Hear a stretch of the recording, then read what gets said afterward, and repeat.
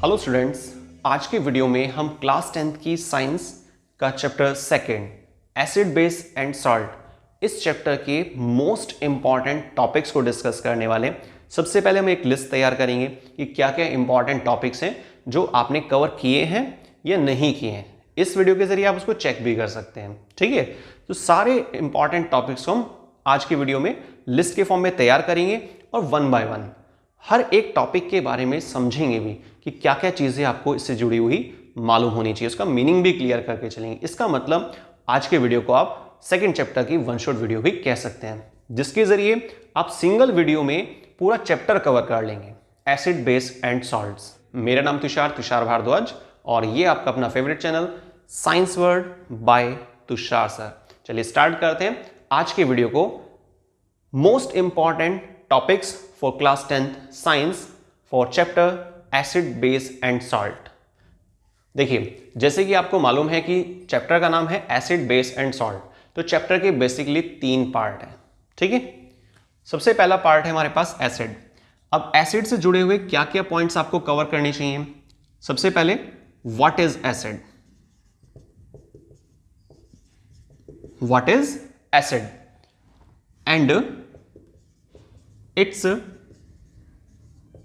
Types.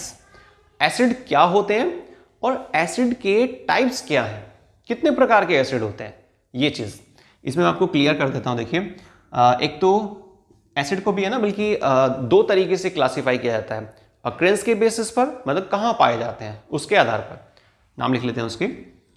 एक तो होता है मिनरल एसिड। कौन से? Mineral acid. और इसी के साथ जो दूसरा वर्ड है वो क्या है, बल्कि मिनरल एसिड का एक और नाम भी होता है मैन मेड एसिड। ठीक है, जिसको हम लेबोरेटरी में तैयार करते हैं। और दूसरे हैं ऑर्गेनिक एसिड। कौन से?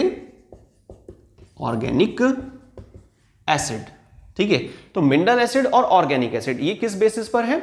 अक्रेंस के बेसिस पर पाया जाना। ठीक है, एक दूसरा तरीका भी होता है एसिड्स के टाइप्स को या एसिड्स को क्लासिफाई करने का, वो क्या है? पावर के बेसिस पर। तो पावर के बेस पे जब आप नाम लिखेंगे तो कौन कौन से नाम आते हैं? एक तो स्ट्रॉन्ग एसिड और सेकंड नंबर पे है वीक एसिड।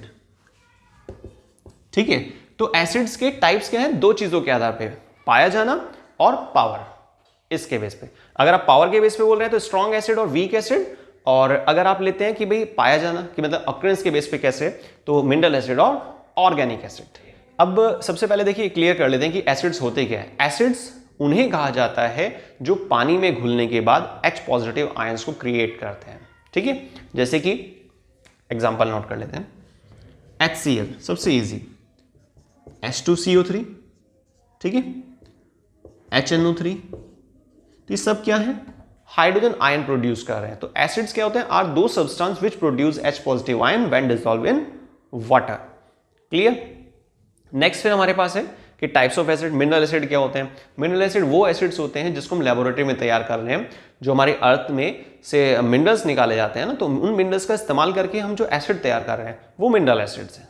ठीक है, और ऑर्गेनिक एसिड क्या है? नेचुरल एसिड, जैसे कि आंट टेस्टिंग में एसिड मिलता है आपको, हनी बी वाले केस में मिलता है, या फिर नेटल लीफ में एसिड मिल रहा है। ये सब क्या है? ज्यादातर कैसे क्या होता है ना, देखिए मिथेनोइक एसिड होता है। मिथेनोइक एसिड का फॉर्मूला क्या होता है? HCOOH, methanoic acid.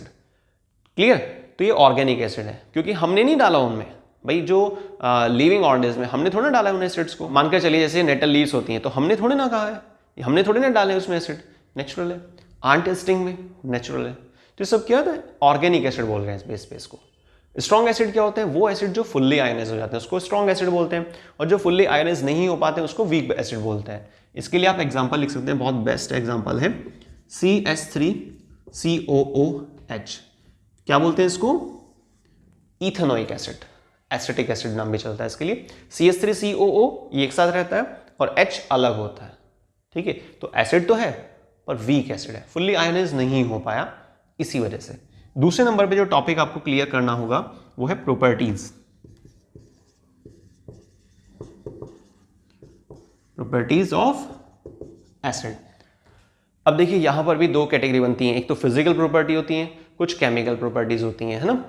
तो फिजिकल प्रॉपर्टीज में क्या होता है कि जैसे एसिड्स कैसे होते हैं, खट्टे होते हैं टेस्ट में, सोर इन टेस्ट होते हैं। सिंपल सा है बिल्कुल। जो लिटमस होता है ब्लू कलर का, उसको हम रेड में चेंज कर देते हैं अगर हम एसिड डाल रहे हैं तो, ठीक है। तो इस तरह से बहुत सारी फिजिकल प्रॉपर्टीज हैं, वो भी आप ध्यान रखेंगे। थर्ड नंबर पे आप ले सकते हैं कि एसिड्स कोरोसिव होते हैं, है ना। कैसे होते हैं एसिड्स?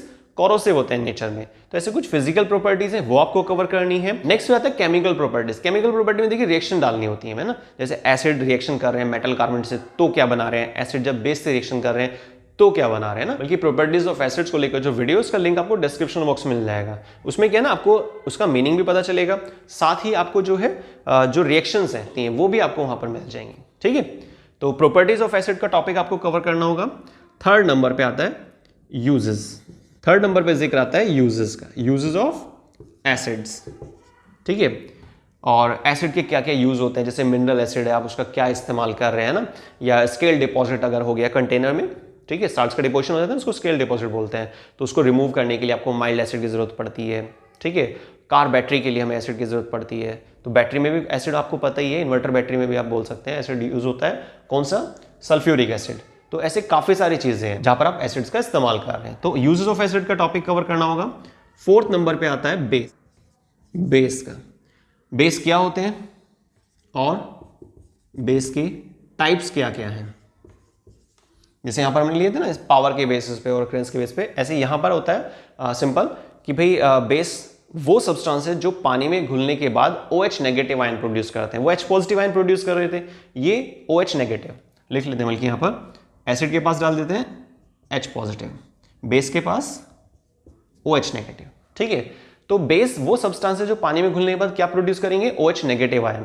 और टाइप्स की अगर बात की जाए तो यहां पर स्ट्रॉन्ग बेस और वीक बेस, ये नाम आपको यूज करने हैं। स्ट्रॉन्ग बेस और वीक बेस, ठीक है। सिंपल सा है बिल्कुल। तो याद रखिएगा स्ट्रॉन्ग बेस क्या होते हैं और वीक बेस क्या होते हैं। स्ट्रॉन्ग बेस वो जो फुल्ली आयनाइज हो जाए, और वीक बेस वो जो फुल्ली आयनाइज नहीं हो पाते। उसी तरीके से आप एसिड के टॉपिक को कवर करेंगे तो बेस का जो टॉपिक है वो लगभग कवर हो जाता है ना। ऐसी कुछ यहां पर फिजिकल प्रॉपर्टीज होती है और केमिकल प्रॉपर्टीज है। नंबर 5 पर प्रॉपर्टीज,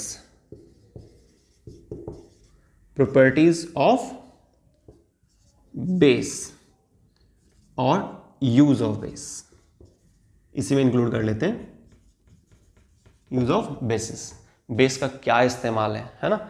और प्रॉपर्टीज क्या होती हैं बेस की। बेस क्या होते हैं? कड़वे होते हैं, देखिए है ना, कैसे होते हैं? बिटर इन टेस्ट होते हैं। ये रेड लिटमस को ब्लू में चेंज करते हैं। एसिड जब बेस के साथ मिलते हैं, या फिर आप ऐसे बोल दीजिए बेस जब एसिड के साथ मिलता है तो न्यूट्रलाइजेशन रिएक्शन चलती है, ठीक है। तो ऐसे आपको प्रॉपर्टीज कवर करनी होंगी, फिजिकल और केमिकल्स, ठीक। याद रखिएगा केमिकल का मतलब जिसमें रिएक्शंस शामिल होती हैं। यूजेस ऑफ बेस में बेस का कहाँ इस्तेमाल कर रहे हैं भाई। आप सोचिए एक बात, जैसे एसिडिटी हो गई है ना, कुछ इंडाइजेशन की प्रॉब्लम चल रही है और आपको एसिडिटी हो रही है, तो आप क्या करेंगे? वहां पर एंटासिड लेंगे ना। एंटासिड में सबसे बढ़िया एग्जांपल क्या है? Milk of magnesia. Milk of magnesia, MgOH का होल ट्वाइस। तो जो मिल्क ऑफ मैग्नीशिया क्या करता है? एंटासिड के तौर पर काम आता है, एंटीऑक्सीडेंट नहीं। वो हमने फर्स्ट चैप्टर की जो वीडियो थी उसमें डिस्कस किया था, एंटीऑक्सीडेंट BHA और BST। बल्कि आपने फर्स्ट चैप्टर के मोस्ट इंपॉर्टेंट टॉपिक्स की लिस्ट को नहीं देखा है, वीडियोस को नहीं देखा है, तो आपको डिस्क्रिप्शन बॉक्स में उस वीडियो का लिंक मिलेगा, एक बार जरूर देखिएगा। टॉपिक सारे क्लियर हो जाते हैं तो बहुत बढ़िया रहता है। क्या है ना, यहाँ पर वन शॉट वीडियो का देखिए फायदा क्या होता है, कम समय में सारे इंपॉर्टेंट, पूरा चैप्टर नहीं, सारे मोस्ट इंपॉर्टेंट टॉपिक्स आपके सामने रिवाइज हो जाते हैं, वो भी शॉर्ट टाइम इंटरवल में, ठीक है। ये बेनिफिट होता है। तो मिल्क ऑफ मैग्नीशिया, MgOH का होल ट्वाइस जो एंटासिड है, और बेस के लिए आप उसे यूज में इस्तेमाल कर सकते हैं, ठीक है। अब नेक्स्ट एक टॉपिक आता है pH, number 6, power of hydrogen, है ना, ये पोटेंशियल ऑफ हाइड्रोजन। अब pH क्या है? pH स्ट्रिप के बारे में 14 नंबर्स का एक पैटर्न होता है, जिसमें 7 पर न्यूट्रल होता है, 7 से नीचे एसिडिक चलता है, 7 से ऊपर बेसिक चलता है, ठीक है। pH का एक फार्मूला भी था। pH इनवर्सली प्रोपोर्शनल होता है किसके? H आयंस के, मेनली। कुछ बुक्स में क्या है ना, इसके आगे फिर OH नेगेटिव वगैरह डाला हुआ है, पर आप इसके बेस पे समझ सकते हैं कि भाई pH क्या है? इनवर्सली प्रोपोर्शनल है। खैर आप इस चीज को ध्यान रखिएगा, pH जो होता है इनवर्सली प्रोपोर्शनल है H आयंस के। H आयन ज्यादा होंगे तो pH कम, ठीक, और H आयन कम होंगे तो pH ज्यादा। जैसे कि हमारे स्टमक में जो HCl है उसका pH कितना रहता है? 1.4, और हमारी ओरल कैविटी में pH कितना रहता है? 5.5। तो ऐसे फिक्स वैल्यूज होती हैं ना अलग अलग लोकेशन पर। तो पीएच का रिलेशन याद रखना है आपको। सोरेनसन साइंटिस्ट थे जिन्होंने 1909 में 1909 में बताया था पीएच स्केल के बारे में। तो ये चीज़ याद रखेंगे, पीएच स्केल और इसका जो पूरा कॉन्सेप्ट है। नंबर 7 पे पीएच इन एवरीडे लाइफ।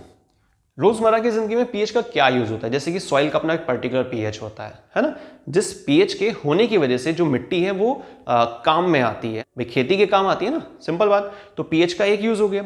हमारी ओरल कैविटी का पीएच जो है 5.5 पे सेट रहना चाहिए, अदरवाइज क्या है वहां पर प्रॉब्लम जनरेट होती है, डेंटल कैरीज, डेंटल प्लाक, इस तरह की चीजें आपने सुनी होंगी, है ना, लाइफ प्रोसेस चैप्टर में। तो पीएच डायरेक्टली अफेक्ट करता है किसको? हमारे दांतों के स्ट्रक्चर को, ठीक है, अगर पीएच में चेंज हुआ तो, पीएच डाउन हुआ तो। और पीएच डाउन कैसे होगा? जब एसिड लेवल बढ़ेगा, एसिड फॉर्मिंग बैक्टीरिया वगैरह उनकी वजह से। तो 2 पॉइंट्स हो गए। तीसरे नंबर पे आप डाल सकते हैं प्रोटेक्शन के लिए इस्तेमाल किया जाता है, जैसे कि नेटल लीव्स है, वहां पर आपको एसिड मिलता है। एसिड मतलब कि पीएच का रिलेशन तो आ ही सकता है ना, समझ गए आप इस चीज को, क्योंकि पीएच जुड़ा है किससे? एसिड से। और दूसरी चीज कि जो आंट स्टिंग होते हैं, चींटी को अपने बचाव के लिए क्या मिला हुआ है? एक एसिड मिला हुआ है कि भाई कोई उसे परेशान करेगा तो एसिड वहां पर लोड कर देती है, ठीक है। तो इस तरीके से जो सेल्फ डिफेंस है उसमें भी काम आ रहा है पीएच। तो 7 टॉपिक क्लियर हो गया। नेक्स्ट आता है नंबर 8, सम इंपॉर्टेंट कंपाउंड्स। ये भी काफी इंपॉर्टेंट है, सम इंपॉर्टेंट कंपाउंड्स, ठीक है। कुछ इंपॉर्टेंट कंपाउंड्स हैं जो आपको मालूम होने चाहिए। अब कौन कौन से हैं मैं यहां पर आपको बता देता हूं, फॉर्मूले लिख देते हैं, यहां लिख लेते हैं इसको, पहले फॉर्मूले लिख लेते हैं, फिर मैं इसके नाम बता दूंगा, आपको उसको नोट कर लेना, और अगर याद है तो फिर ठीक है, रहने देना उसको। Na2CO3, सेकेंड आता है आपके पास Na2CO3 डॉट NH2O, और एक है आपके पास CaOCl2, ठीक है, और एक कॉस्टिक सोडा भी है NaOH, और कॉमन साल्ट NaCl, और फिर एक आपका इसमें है gypsum CaSO4 dot 2H2O, CaSO4 dot half H2O, ठीक है। और चलिए पहले इसके नाम सुन लेते हैं, फिर एक दो और होगा उसको भी अभी लिख लेंगे। सोडा ऐश बोलते हैं इसको, और ये आपका होता है washing soda Na2CO3 dot 10H2O, ये होता है bleaching powder CaOCl2, caustic soda है NaOH, और ये आपका कॉमन साल्ट हो गया NaCl, ये जिप्सम हो गया CaSO4.2H2O, और CaSO4.5H2O अगर है तो बन जाता है POP, ठीक है। एक यहाँ पर बेकिंग सोडा है NaHCO3, बेकिंग सोडा, खाने वाला सोडा है ना। तो याद रखिएगा सोडा और पाउडर, बल्कि सोडा पाउडर में डिफरेंस है, उस चीज को भी आप कवर करना। सोडा से पाउडर बन रहा है, ठीक है, याद रखना है कैसे, एसिड पार्ट को ऐड करना, क्योंकि इसकी नेचर बेसिक होती है। ये बेस नहीं है पर इसकी नेचर बेसिक है। ये तो एक बहुत बढ़िया क्वेश्चन हो गया। चलिए ये एक छोटा सा होमवर्क है आपके लिए, आपको कमेंट करके बताना है कि इस लाइन को आपको थोड़ा सा एक्सप्लेन करना है, कोशिश कीजिएगा समझने की। पहले आप सारा कवर कर लेना, उसके बाद फिर आप इसका कमेंट करके बताना मेरे को कि क्या आंसर है। ये बेस नहीं है, इसकी नेचर बेसिक है। क्या मतलब है इसका, ठीक है, क्वेश्चन समझ गए आप। देखिए कुछ चीजें होती हैं जिसमें डायरेक्ट हमें दिखाई देता है कि भाई OH लगा हुआ है, मतलब बेस है, जैसे कि ये रहा, पर यहां तो OH नहीं है, फिर भी हम इसे क्या बोल रहे हैं, बेसिक इन नेचर। तो क्या ये चीज अलग अलग है, बेस होना या बेसिक नेचर होना, ठीक है, कमेंट करके बताइएगा आपके हिसाब से जो भी पॉसिबल आंसर है, ठीक है। तो ये इंपॉर्टेंट कंपाउंड्स हैं, इन सब कंपाउंड्स की फॉर्मेशन, इनकी प्रॉपर्टीज और इनके दो यूजेस।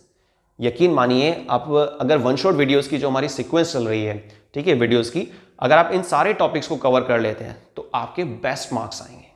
चैप्टर देखिए आपने पहले कवर किया हुआ है, सारे इंपॉर्टेंट टॉपिक आपने पढ़े हुए हैं। एग्जाम टाइमिंग पे आप शॉर्ट अगर टाइमिंग में एक बार रिवाइज कर लेते हैं, ठीक है, तो बहुत बढ़िया बात है। सारी चीज कवर होने के बाद क्या होता है, कोई चांस ही नहीं है कि आपके नंबर कम आए, बेस्ट मार्क्स आएंगे, लेकिन आपको मेहनत भी बेस्ट लेवल की करनी होगी। ऐसा पॉसिबल नहीं है कि कम मेहनत से फुल मार्क्स आ जाएं, कोई चांस नहीं है, कोई तरीका नहीं है इसका। जैसी मेहनत करेंगे आप वैसे ही आपके मार्क्स आएंगे, यकीन मानिए। सारे टॉपिक हमने कवर करने की कोशिश की है। फिर भी अगर आपको लगता है ना कि कोई टॉपिक है जो आपको कंफ्यूज कर रहा है, प्लीज कमेंट कीजिएगा, बताइएगा कि कौन सा टॉपिक है जो आपको अभी भी परेशान कर रहा है, तो जल्द से जल्द उसी पर्टिकुलर टॉपिक पर वीडियोस को बनाया जाएगा। वीडियो को स्टार्टिंग से लास्ट तक देखने के लिए बहुत बहुत धन्यवाद। नेक्स्ट वीडियो में कुछ और नए इंपॉर्टेंट टॉपिक्स के साथ। थैंक्स।